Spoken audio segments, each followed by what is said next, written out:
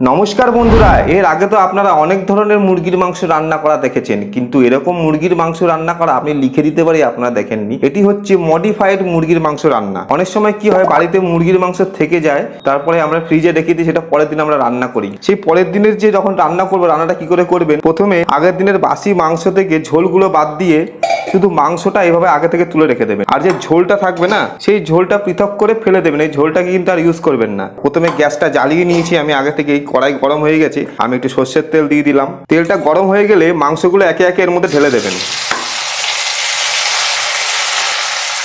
আর যদি আলু থাকে, আলুও কিন্তু এর মধ্যে দিয়ে দেবেন।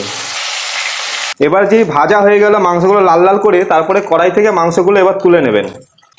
দেখুন কি সুন্দর লাল লাল করে ভাজা হয়েছে মাংসগুলো। মাংস তোলা হয়ে গেল, কড়াইতে অল্প করে দিয়ে দেবেন সামান্য করে জিরে, আর খালি একটা দারচিনি দেবেন। এবারে এর মধ্যে দিয়ে দেবেন কাঁচা লঙ্কা, তারপরে দিয়ে দেবেন লম্বা লম্বা করে কাটা পেঁয়াজ।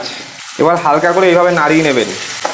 পেঁয়াজটা যেই একটু হালকা ট্রান্সলুসেন্ট হয়ে যাবে, মানে সাদা সাদা হয়ে যাবে, তারপরে এরকম একটা টমেটো এরকম 4 পিস কেটে দিয়ে দেবেন। এরপরে দিয়ে দেবেন অল্প করে লবণ। লবণটা দিলে কি হবে, টমেটোটা গলে যাবে। এবার ভালো করে নাড়িয়ে দেবেন। টমেটোটা এরকম যখন গলতে আরম্ভ করবে, টমেটোর উপরে যে টোকলাটা রয়েছে না, এটা এইভাবে তুলে বার করে দেবেন। দেখলেন তো, এইভাবে টানলে টমেটোর টোকলাটা চলে আসছে। এটা কিন্তু রাখলে হবে না, এটা ফেলে দিতে হবে। ভালো করে এর মধ্যে মিশিয়ে দেবেন। এইভাবে মিশিয়ে দেওয়ার পরে মাংসগুলো এর মধ্যে ঢেলে দেবেন। এইবারে মাংসটা আপনারা খেয়ে দেখবেন যে কেমন হয়েছে রান্নাটা। এইভাবে কিন্তু আপনার বাসি মাংসটাকে সুন্দর করে রান্না করে আবার মডিফাইড চিকেন বানিয়েও কিন্তু আপনারা বাড়িতে ট্রাই করতে পারেন। দেখুন কেমন সুন্দর কালার এসেছে, খুব কিন্তু সুন্দর হয়েছে রান্নাটা।